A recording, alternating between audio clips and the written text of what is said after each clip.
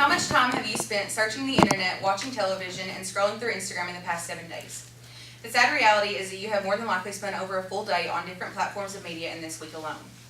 If you cannot measure your media intake, how can you be aware of how much time our children and adolescents spend in front of a screen? We seem to be less concerned with media controlling our lives than anything else. We let the children in our lives occupy themselves with an app because that's what's easiest, right? If it keeps them out of our hair, why not let them have some fun? When you don't watch what they are doing on the media 24/7, you have no clue what they are watching or hearing and being influenced by. Research and articles reported by many different credible sources have reached the conclusion that the media is affecting our children and adolescents more than we even know. To begin, the media is affecting the mental and emotional health of our youth. A scholarly article by Amy B. Jordan is very helpful in showing the statistics and what different types of media that all the age groups lean towards. Whether it be video games, social media, or television, they all have the same recurring issues. When you are constantly around someone or something, you will be influenced by them whether you plan to be or not. It is human nature to pick up characteristics from our everyday life and put them into action. We are sponges to new knowledge, new images, and new ideas. By saying this, it is obvious that we soak up our surroundings. Sadly, this means all of our surroundings, not just the good ones. By seeing the same sort of body type in the media, we are subconsciously deciding that is what the idea of a perfect body is and that we must look according to that. We start working out because we want to be healthy when, in reality, it's because we are being told by our surroundings that a fit body is the most acceptable body form. Society's norms have been changed by the media and thus have our mindsets. If you do not know yourself and keep yourself in check, you will be easily swayed by the media and your mental health will be at stake. If adults and elderly folks are part of this effect, how do you think our children and adolescents are to combat it?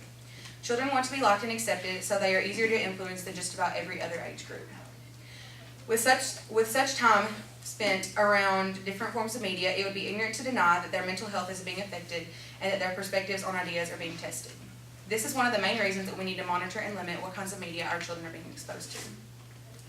Furthermore, an increase of social media and technology use is not only negatively affecting middle-aged children, but kids younger than 2 years of age as well. A common misconception is that young toddlers cannot understand what they are watching and or listening to. This is seemingly very inaccurate. A scholarly article by Ari Brown discusses situations where young children have been introduced to massive amounts of media at an alarmingly young age and have begun to harbor the mannerisms depicted. As I have previously stated, children are sponges to new knowledge. Learning by others works perfectly until you learn and begin doing things incorrectly. If children are being shown positive role models on a constant basis, there should be no issue. However, many parents leave their toddler in front of a screen during the entire day to keep them occupied. By doing so, unless you spend the whole day watching what your child is being surrounded by, you are out of control when it comes to what they are being taught. In some situations, you may believe that there is nothing on a television show or website that should be inappropriate. For example, if your child watched Sesame Street or played games on COMM each day, you wouldn't have any reason to believe that they are actively being negatively affected. Certain studies have been produced and shown in the scholarly article entitled Media Use by Children Younger than 2 Years to prove that what we once thought to be educational shows are not beneficial at all. To be beneficial, children need to understand the content of programs and pay attention to it. Children older than 2 years and those younger than 2 years are at different levels of cognitive development and process information differently. It states in this article. Educational television shows are meant to be watched by the parent and child to facilitate a learning bond. It is not likely that this happens very much in reality, though. To form a greater parent-child bond, we need to know what is best for them to learn and how to go through with that. Next, we must realize that media is not only technology. Media also includes a much simpler form, print. Print can be anything from journals to magazines to books. I'll be specifically talking about books.